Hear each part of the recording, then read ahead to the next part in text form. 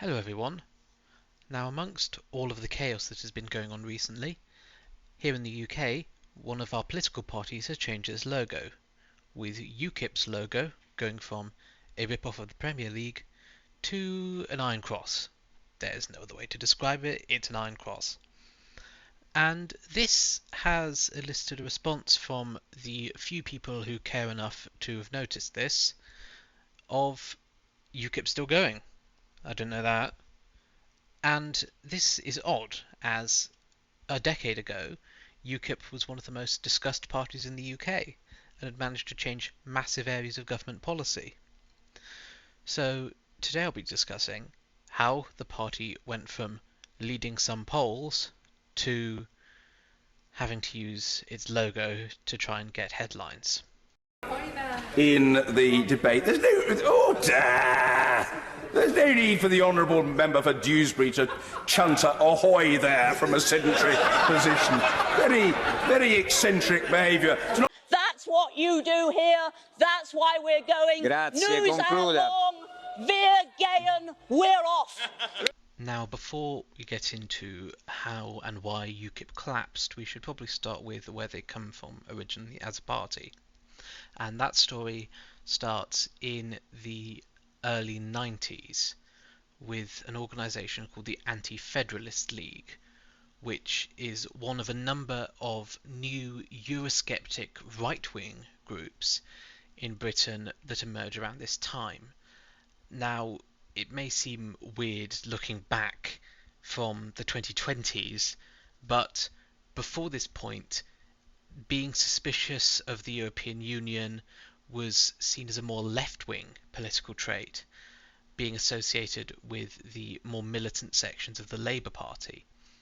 However, as the idea of European monetary union, which would become the euro, became more popular, Margaret Thatcher's wing of the Conservative Party starts opposing it, and when she's deposed, that wing becomes very rebellious and militant and would turn into the modern right wing of the Conservative Party, which is one of the things that would lead to Brexit. But that also leads to these small groups popping up, one of which in 1993 renamed itself to the United Kingdom Independence Party. And it struggles throughout the 1990s for relevance. And this is because there's actually, like I said, a number of these groups, with a larger one called the Referendum Party being more prominent and seen as the biggest single issue party on this, so UKIP got rather covered up by that. However, this all changes in 1997 because of two main things. One is the death of the investor who led and financially backed the Referendum Party, which caused the party to dissolve, and also a reform made by the new Labour government to move Britain's European elections from first past the post to proportional representation. And this meant in 1999 that UKIP were able to win 3 seats in the European Parliament. And this was very much their launch into the mainstream, especially under MEP for the East of England, Nigel Farage, who would go on to become the right-wing's media darling. And the party grew throughout the 2000s and into the 2010s, winning more and more seats in the European Parliament, peaking in 2014 when they became the largest party from Britain in the European Parliament with 24 seats and around 500-ish councillors, and in 2016 winning 7 seats in the Welsh Parliament.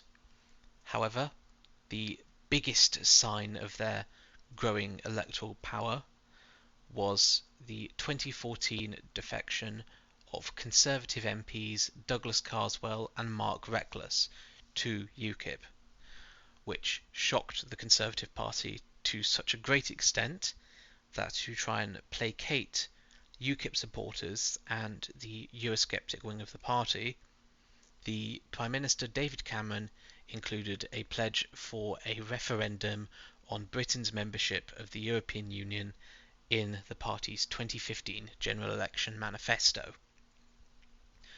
However, this is really the high watermark for UKIP as things now start falling apart. Firstly, they lose their seat, one of their seats in Parliament in the 2015 general election, as they are unable to hold Mark Reckless's seat of Rochester and Strood. They only hold Clacton, Douglas Carswell's seat, and they then lose that at the next general election in 2017. In 2018, Nigel Farage, their big hitter and still member of the European Parliament, leaves UKIP and forms his own party called the Brexit Party, with large numbers of their elected officials and bigger names following him. That being most of their European MPs and 4 of their MSs, those being the Welsh Parliament members. And Farage at the time cited Tommy Robinson, the leader of the EDL, coming on as an advisor to the party's then leader Gerard Batten, as Farage has always tried to maintain a distance from the what's best described as the unsavoury right wing of British politics, that being organisations such as the BNP or the EDL, which Tommy Robinson founded. He also mentioned a increasing religious focus in the party and what he described as Batten's obsession with Islam. And this would in large part be one of the major factors affecting the downfall of UKIP, to the point today where they only hold one elected position in the country, that being a single councillor who was not even elected as a UKIP member, but as a member of the rebranded Brexit Party, Reform UK. Think of the Black Death in the Middle Ages. It comes along and it causes disruption and then it goes dormant, and that's exactly what we're going to do. Now, moving on to why UKIP collapsed. There are 3 things it lost that really destroyed the party, and those are its mission, its star players, and its respectability. And on the first one of those, it's a pretty obvious point, and that's that they won, largely. Brexit happened, and there's no need for a party that campaigns almost exclusively on Britain leaving the EU to exist once Britain's left the EU. And that played into, of course, the loss of its voter base, because once Brexit had happened, the voters who were focused on Europe moved away from UKIP towards the Conservative Party under Boris Johnson, who of course campaigned with the very famous slogan, "Get Brexit Done." And that is not, of course, the only reason they lost their voter base. They also lost Farage. And as much as I dislike his politics, pure transparency, I'm not a fan of Nigel Farage, he is good at winning elections.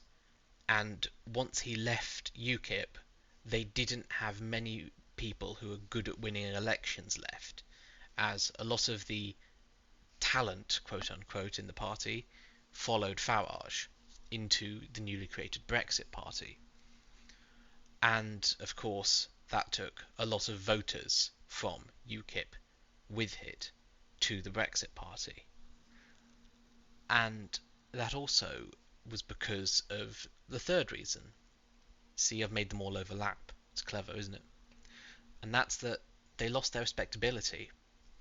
UKIP had always had one other appeal aside from against the EU, and that was that it positioned itself to the Conservatives' right and to a more moderate position than a lot of the parties that were seen as unacceptable, such as the British National Party, who still had elements of the neo-fascist conspiracies that the National Front had had.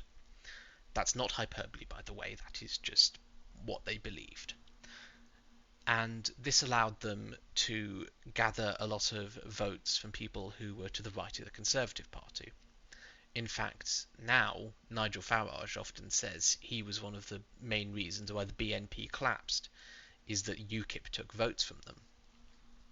However, when Farage left, citing the growing obsession with Islam in the party, he in some ways was right. The party has consistently, since its downfall, moved further and further right, getting into more culture war issues and starting to mirror the hardcore Christian conservatives of the United States, with the current party leader spending less time campaigning in elections and more time at hotel protests or making podcasts. So now UKIP's done.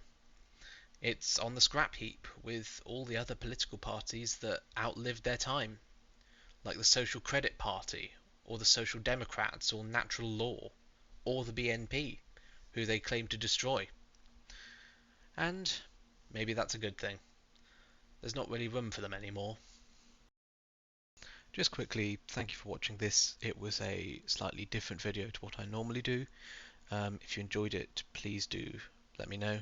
And if you enjoy this sort of content, then check out some of my other videos or subscribe, as I've got some more videos planned for this year, and hopefully I'll upload more this year.